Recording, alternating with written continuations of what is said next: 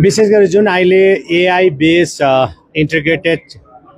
Permit सिस्टमको जुन कुरा आयो, यो माथि आज हामीले विस्तृत रूपमा विशेष टुरिज्म स्टेक होल्डरसँग बातचित गऱ्यौँ र उहाँलाई हामीले प्रश्न गरेका छौँ कि यो जुन चाहिँ एउटा खाली चेकपोस्ट म्यानेजमेन्ट यो गर्ने मात्रै हो, जजले पनि गर्छ र आज यसले गर्छ भनेको छैन हामीले, अनि यो कसैलाई दिएको पनि छैन हामीले। तर यो एउटा प्रस्ताव हो हाम्रो कि हामी चाहिँ अब अनलाइन पर्मिट सिस्टम गरौँ भन्ने हाम्रो एउटा प्रस्ताव हो। दिस इज आवर प्रपोजल हो र यसलाई चाहिँ क्याबिनेटले डिसिसन गरे, यसलाई चाहिँ हामी स्टेक होल्डर्ससँग लगेर यसलाई हामी उहाँहरूको पनि सजेसन लिएर कस्तो प्रकारले गर्ने भन्ने कुरा हो। र आज म तपाईँलाई भन्न चाहन्छु किन चाहिँ यो गर्नु पर्यो भन्दाखेरि चाहिँ यो checkpost management system, traffic management system किन गर्नु पर्यो भन्दाखेरि चाहिँ किन हाम्रो टुरिस्ट स्पट छ तर त्यसमा हाम्रो म्यानेजमेन्ट छैन, कति गाडी जाँदैछ के जाँदैछ र गए 2025 को आँकडा अनुसार करिब 15,68,415 टुरिस्टहरू नथुला गए। अब तपाईँले त्यसको हिसाबमा तपाईँले जोड्नुहोस्, पर पर्सन 200 रुपियाँ हो, 200 रुपिस हो पर पर्सन, 200 रुपियाँ हो। अनि 200 रुपियाँकै हिसाबले जोड्यो भने पनि करिब 31 करोड रुपियाँ हुन्छ, 31 करोड रुपियाँ हुन्छ। तर सरकारको रेभिन्यूमा आयो खालि 3 करोड मात्रै, 3 करोड भन्दा केही आयो, त्यो त्यति मात्रै आयो। त्यसले गर्दाखेरि अब यत्रो तपाईँको 77% जस्तो चाहिँ आज सरकारको रेभिन्यू लसेस छ अनि तपाईँको 33% मात्रै हाम्रोमा आउँदैछ भनेदेखि यो कसरी चाहिँ हामीले म्यानेज गर्ने, यसलाई चाहिँ कसरी चाहिँ हामीले यो जुन रेभिन्यू लस यसलाई चाहिँ कसरी बन्द गर्ने भन्दाखेरि हाम्रो सबैभन्दा तपाईँको के अरे सबैभन्दा इजी सिस्टम चाहिँ हो यसलाई अनलाइन पर्मिट गरौँ। तर अनलाइन पर्मिट चाहिँ कसले दिने, कसको पावर हो त यो भन्दाखेरि online permit through the tourism department, जो चाहिँ सिक्किम भित्रको सिक्किममै हाम्रो जति पनि छ हाम्रो ट्राभल एजेन्सीहरू छ, यानि तपाईँको टुर ओपरेटर्सहरू छ जसले टुर ओपरेट गर्छ, उनीहरूलाई मात्रै जो चाहिँ सिक्किम टुरिज्म डिपार्टमेन्टमा जो रेजिस्टर भएको हाम्रो जो चाहिँ टुर ओपरेटर्सहरू छ या त ट्राभल एजेन्ट्सहरू छ उनीहरूलाई मात्रै त्यो ओपरेट गर्ने तपाईँको उनीहरूले मात्रै पर्मिसन पाउँछ। किनभने जब रेजिस्टर भएपछि हामी तपाईँको उहाँहरूलाई युजर नेम अनि पासवर्ड उनीहरूलाई हामी दिन्छौँ र उहाँहरूले टुरिज्म डिपार्टमेन्टसँग उहाँहरूको जति पनि कुन टुरिस्ट आउँदैछ कस्तो एकदम सिम्पल प्रकारले खालि गाडीको नम्बर लगाऊ, टुरिस्टका नाम लगाऊ अनि पर्मिटको लागि टुरिज्म डिपार्टमेन्टमा एप्लाई गरेर टुरिज्म डिपार्टमेन्टले उनीहरूले इमिडिएटली अनलाइनमा उनीहरूलाई पर्मिट इस्यु गरिदिन्छ। अनि जुन कुरा आयो जुन चाहिँ आज हामीले जुन यो पहिला 200 रुपियाँ थियो, आज गाडीको हिसाबले गर्दैछ भने यो तपाईँको हर राज्यमा हर देशमा कुनै पनि टुरिस्ट स्पटमा या कुनै पनि है मतलब ठाउँमा जाँदाखेरि हामीले पैसा फी तिर्नै पर्छ, हामीले पेमेन्ट गर्नै पर्छ। तर हामीले एउटा गाडीको हिसाबमा गर्दैछ हामीलाई गाडी ट्र्याक गर्नु सजिलो हुन्छ त्यो हिसाबमा। तर यो जति पनि तिर्नुपर्ने रकम सिक्किमेले कसैले पनि तिर्नु पर्दैन, न त टुर ओपरेटरले तिर्नुपर्छ, न त ट्राभल एजेन्सीले तिर्नुपर्छ, न त होटेलले तिर्नुपर्छ, न त ड्राइभरले तिर्नुपर्छ, न त गाडीको मालिकले तिर्नुपर्छ, कसैले तिर्नु पर्दैन। त्यो त टुरिस्टबाट लिने रकम हो नि, टुरिस्टबाट लिने रकम हो। अनि यो टुरिस्टले जब चाहिँ ट्राभल एजेन्टहरूलाई या टुर ओपरेटरहरूलाई कन्ट्याक्ट गरेर जब भनेपछि टुर ओपरेटरको मार्फत मात्रै उनीहरूले पर्मिट पाउँछ। टुरिज्म डिपार्टमेन्टले जब त्यो पर्मिट दिन्छ तर टुर ओपरेटरलाई दिन्छ, ट्राभल एजेन्टलाई दिन्छ अनि ट्राभल एजेन्ट अनि टुर ओपरेटरले त्यो चाहिँ तपाईँको उसको जो कस्टमर छ जो टुरिस्ट छ उनीहरूकोमा पठाइदिन्छ। अनि त्यो जति पनि आउँछ जो हामीले फी तय गरेको छौँ, जो पेमेन्ट छ त्यो पेमेन्ट डाइरेक्टली तपाईँको टुरिज्म डिपार्टमेन्टको हेडमा जान्छ, कुनै पनि व्यक्तिको हेडमा जान्दैन, टुरिज्म डिपार्टमेन्टको हेडमा जान्छ। त्यो टोटल ट्रान्सपेरेन्ट अनि सबैले चाल पाउँछ कि यसपालि कति टुरिस्ट आयो, कति आउँदैछ, कुन महिनामा कति आयो, कति रेभिन्यू उठ्यो भन्दैछ। र आज हेर्नुहोस् त हामीले गए सालको आँकडा नै हेर्नु भने 15,68,415 टुरिस्ट आयो, तर हामीले खालि 3 करोड मात्रै आयो भनेपछि त जम्मा 27 करोड रुपियाँ हामी नोक्सान भयो। त्यो कहाँ जाँदैछ, कहीँ न त कहीँ त गयो, कसैको साँठगाँठ त छ, यसमा चोरी त हुँदैछ कर। यसलाई रोक्नुको लागि हामीले ट्रान्सपेरेन्ट प्रकारले हामीले अनलाइन अनि सजिलो प्रकारले अनलाइन तपाईँको यो हामीले गर्ने ट्राई गरेको हो र आज धेरै सजेसन आएको छ के भनेर सजेसन आएको छ भने कहीँ यो अलिकति तपाईँको जुन रेट छ त्यसलाई अलिकति यसलाई कन्सिडर गर्नु अलिक घटाउनु भने त्यसमा हामी विचार गर्छौँ कमिटी बस्छौँ अनि जुन चाहिँ सर्भिस जसले चलाउँछ यो जो checkpost integrated online permit system चलाउने एउटा सर्भिस प्रोभाइडर हो एउटा सर्भिस दिने मात्रै हो उसलाई हामीले जति पनि हाम्रो पावर हुन्छ हाम्रो जति पनि पर्मिट दिने टोटल टुरिज्म डिपार्टमेन्टको अन्डरमा डिपार्टमेन्टको अनि यसमा हामीले यसलाई दिन्छौँ भने चाहिँ आज म तपाईँको आह्वान गर्न चाहन्छु कोही पनि सिक्किमको भाइ बहिनीहरू यदि यो सिस्टम यो सर्भिस प्रोभाइड गर्न चाहन्छ भनेदेखि हाम्रो टुरिज्मले चाहेको जुन चाहिँ क्राइटेरिया छ टुरिज्मले गर्न चाहेको काम छ हाम्रो जुन चाहिँ इन्टिग्रेटेड अनलाइन पर्मिट सिस्टम छ एआई बेस सिस्टम छ यदि त्यस्तो कोही पनि सिक्किमको भाइ बहिनी छ भने उनीहरूलाई म एकदमै वेलकम गर्छु उनीहरू आएर चलाउँदा भयो जसरी आज हेर्नुहोस् म उदाहरण दिन चाहन्छु जस्तै एजुकेसन डिपार्टमेन्टमा भोकेसनल एजुकेसन चल्दैछ अनि भोकेसनल एजुकेसन हामीले तपाईँको सिबिनलाई जिम्मा दिएको छौँ गभर्मेन्टले चलाउनुको लागि किन जिम्मा दियो भन्दा किनभने त्यहाँनिर कतिवटा सब्जेक्ट पढाउने टिचरहरू सिक्किमको छैनन् है कोही कलकत्ताको कोही अनि हाम्रोमा पढ्ने थिएन पहिला टुरिज्ममा पढाउने थिएन विभिन्न विषयहरू पढाउने भोकेसनल पढाउने टिचर नभएकोले गर्दा बाहिरको टिचर पनि लाउनु पर्यो बाहिरको मेन पावर पनि लाउने भयो तर यदि डिपार्टमेन्टले नै त्यसलाई गर्यो भने त्यो डिपार्टमेन्टले त लाउन सक्दैन there is criteria even MR एडकमा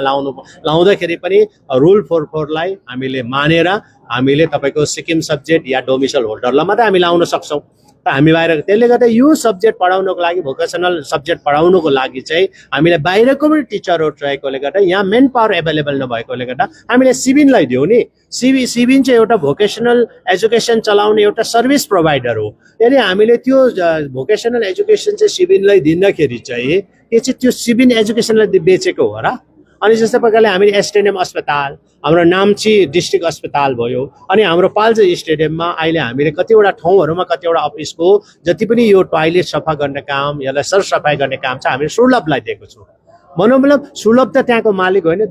they are only the service provider अनि यो प्रकारले हामीले गर्ने हो अनि यो खाली रिस्ट्रिक्टेड एरिया जो छङ्गु जाने त्यसलाई मात्रै इन्टिग्रेटेड चेकपोस्टमा तपाईँको एआईले यसलाई ट्र्याकिङ गर्छ एआईले हामीले कुन गाडीले पर्मिट लिएको छ कि छैन त्यो ट्र्याकिङ गर्ने कुरा हो अनि ट्रेकिङ गर्ने कुरा अनि टुङदेखि माथि जाने गाडीलाई मात्रै ट्रेनिङ गर्ने हो त्योभन्दा अगाडि मङ्गान जानु सक्छ अनि कुनै पनि डिस्ट्रिक्टमा यो सिस्टम लागू हुँदैन यो सिस्टम खाली ओन्ली रिस्ट्रिक्टेड एरिया जो चाहिँ छङ्गु जाने टुरिस्ट भयो जो चाहिँ नथुला जाने टुरिस्ट भयो जो चाहिँ बाबाधाम जाने टुरिस्ट भयो जो चाहिँ लाचुङ जाने टुरिस्ट भयो जो गुरुदुङमा जाने टुरिस्ट भयो या त युङथाम जाने टुरिस्ट भयो त्यसको लागि मात्रै हो तर अरू डिस्ट्रिक्टमा कहीँ पनि यो लागू हुँदैन तपाईँ कहीँ पनि गान्तोकको लुम्तेक जानुहोस् लागू हुँदैन गान्तोकको तपाईँ इन्चे गुम्बा जानुहोस् लागू हुँदैन गान्तोकको अर्केडियममा जानुहोस् त्यो लागू हुँदैन तपाईँ कहीँ पनि रुम्तेकको कहीँ पनि जग्गा घुम्नुहोस् लागू हुँदैन तपाईँ जङ्गु जानुहोस् लागू हुँदैन अनि तपाईँ राबङला जानुहोस् लागू हुँदैन नाम्ची जानुहोस् लागू हुँदैन तिमीतारको जानुहोस् लागू हुँदैन अनि सोरेङ डिस्ट्रिक्टमा कहीँ पनि सोमबारे दरमदिन वर्षे हिले कहीँ जानुहोस् लागू हुँदैन सोरेङको कहीँ पनि जानुहोस् लागू हुँदैन अनि तपाईँको गेजिङ डिस्ट्रिक्टको देन्ताम उत्तरे चियो भन्ज्याङ जानुहोस् लागू हुँदैन अनि तपाईँ गेजिङ डिस्ट्रिक्टकै तपाईँ यक्सम टाँसिडिङ कहीँ पनि जानुहोस् खिचिबिरी जानुहोस् लागू हुँदैन कुनै पनि जग्गा लागू तर रिस्ट्रिक्टेड एरियामा जहाँ जाँदैछ जहाँ चाहिँ पर्मिट पर्छ त्यहाँ मात्रै लागू हुन्छ यो एआई बेस तपाईँको इन्टिग्रेटेड तपाईँको अनलाइन पर्मिट सिस्टम हो अनि यो त खालि चलाउने सर्भिस दिने मात्र हो जसलाई पनि त्यसको लागि अनलाइन तपाईँको यसको लागि तपाईँको टेन्डर तपाईँको इन्भाइट भएको थियो तर कतिवटा कम्पनी आयो कति आएन तर आज हाम्रो यदि कोही पनि आज म सिक्किमको मुख्यमन्त्रीको रूपमा भन्न चाहन्छु कोही पनि सिक्किमको भाइ बहिनी चलाउन चाहन्छ हामीले चाहेको जुन सिस्टमलाई उहाँहरूले ओपरेट गर्न चाहन्छ भने हामीले उहाँ फी पेमेन्ट गर्छौँ फी दिन्छौँ हामी इयरली बेसमा कति दिनुपर्ने हामी फी दिन्छौँ हामी दिने हो अनि तपाईँहरूको एउटा एप्रिहेन्सन के छ भन्दाखेरि होइन सिक्किमकोले पनि अब त्यसो भए त अटोमेटिकै एआई सिस्टममा हो भने त सिक्किमकोले पर्छ भने तर त्यो पर्मिटको लागि सिक्किमको कोही पनि जान्छ भनेदेखि सिक्किमको कोही पनि घुम्न जान्छ भने उनीहरूले सिक्किमको डकुमेन्ट्स अपलोड गर्यो भने उसलाई तपाईँको कसैको शुल्क तिर्नु पर्दैन खालि शुल्क भनेको जुन चाहिँ पर्मिट जुन चाहिँ पेमेन्ट पर्मिटको लागि पेमेन्ट गर्नु पर्दैछ, शुल्क तिर्नुपर्छ, त्यो चाहिँ खाली टुरिस्टले मात्रै तिर्नुपर्छ। अनि कोही पनि स्पेशल भिभिआइपी आयो भने त्यो होमले अपरेट गर्छ, उनीहरूको लागि फ्री हो, आर्मीको लागि फ्री हो। तर कसैको साका सन्तान मेरो ठुलो बडाको गाडी छिराउने या कुनै पनि गाडी लाने कुनै पनि यसमा कन्सिडर हुँदैन। यसमा सबैजनाले नै तपाईँको टुरिस्ट लग्यो भने चाहिँ उनीहरूले तिर्नुपर्छ, अनि कसैले पनि लाग्दैन। तर अब हामीले जति पनि सिक्किमकै टुर ओपरेटर ट्राभल एजेन्टले मात्रै यो अपरेट कसरी गर्न सक्छ भन्दाखेरि हामीले सिक्किमदेखि बाहिर जियो फेन्सिङ गरेको छौँ। सिक्किमदेखि बाहिर यो जुन चाहिँ छ पोर्टल नै अपलोड हुँदैन या खोलिँदैन, अनि कहीँबाट पनि हुँदैन। त्यसले गर्दा सिक्किमभित्र आएर, तर आज तपाईँले हेर्नुहोस् त, तपाईँलाई थाहा छ कि तपाईँको बम्बेमा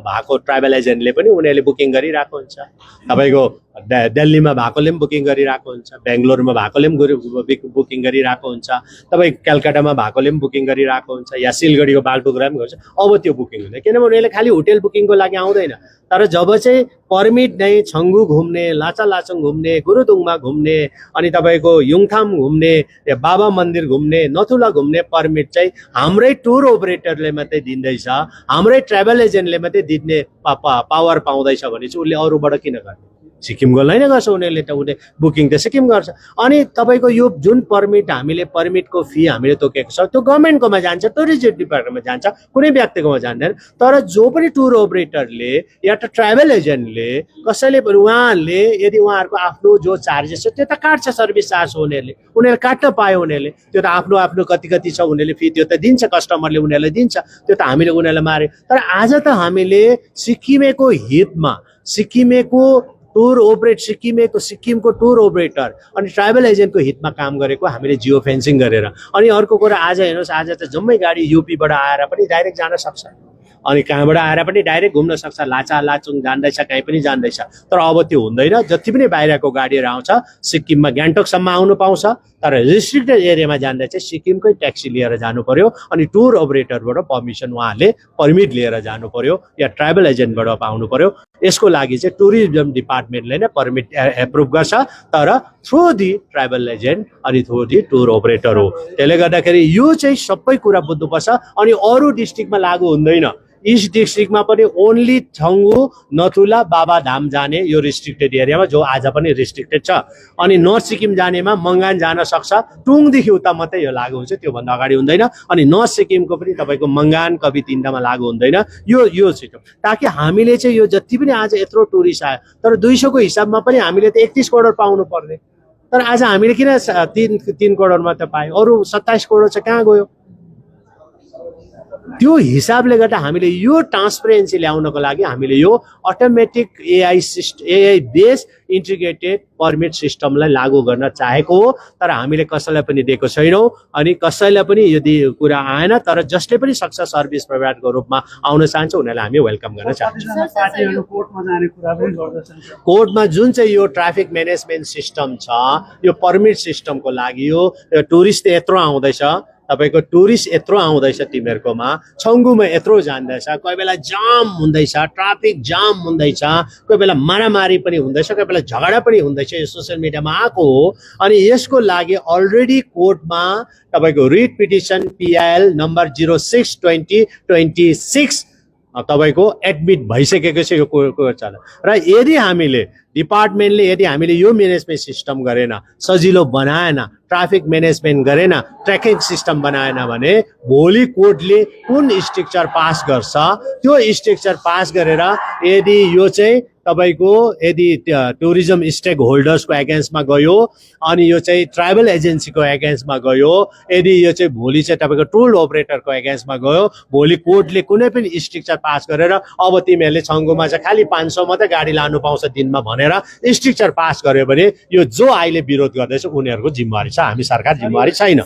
यो कुरा चाहिँ बुझ्नुहोस्। आज कोर्टले जे पनि स्ट्रिक्ट छ, तर त्योभन्दा अगाडि चाहिँ हामीले हेरेर यो जुन चाहिँ सिस्टमलाई हामी सुरु गर्न ट्राई गरेको, म्यानेजमेन्ट गर्न ट्राई गरेको। तर आज जसले पनि नबुझिने गर्दैछ, भोलि कोर्टले त यसलाई त सुमुटो केस रेजिस्टर गरिसकेको छ, कोर्टले सुमुटो केस मतलब एडमिट गरिसकेको छ, अनि सरकारलाई नोटिस आइसकेको छ, तिमीहरूले चाहिँ ट्राफिक म्यानेजमेन्टको लागि के गर्दैछ, तिमीहरूले अनलाइन सिस्टम किन गर्दैन, तिमीहरूले सेस किन लाउँदैन भनेर हामीलाई भनिरहेको छ भनेदेखि यदि हामीले गरेन पहिल्यै जस्तो सिस्टम चल्दै गयो रेभिन्यू लसेसहरु कुरा आयो भने भोलि कोर्टले भन्न सक्छ कि अनरेबल कोर्टले भन्न सक्छ कि अब छङ्गुमा खाली 500 डेली जान सक्छ अनि लाचालाचुङमा पर डे 500 मात्रै जान सक्छ भने कसलाई नोक्सान हुन्छ अनि यसको नोक्सान भयो भने चाहिँ यसको जिम्मेवारी चाहिँ जसले आज विरोध गर्दैछ त्यो जिम्मेवारी हुन्छ सरकार जिम्मेवारी हुन्छ जति अहिले डेटाबेस फाइट हुन्छ है र हाम्रो जति डेटा अनलाइन उठाइन्छ है कसकोमा हुन्छ र त्यो सरकारकोमा प्योरली टुरिज्म डिपार्टमेन्ट हो चाहिँ टुरिज्म डिपार्टमेन्टले नै पर्मिट एप्रुभ गर्ने हो कुनै पनि व्यक्तिले एप्रुभ गर्दैन टुरिज्म डिपार्टमेन्टले एप्रुभ गर्छ किनभने हाम्रो ट्राभल एजेन्ट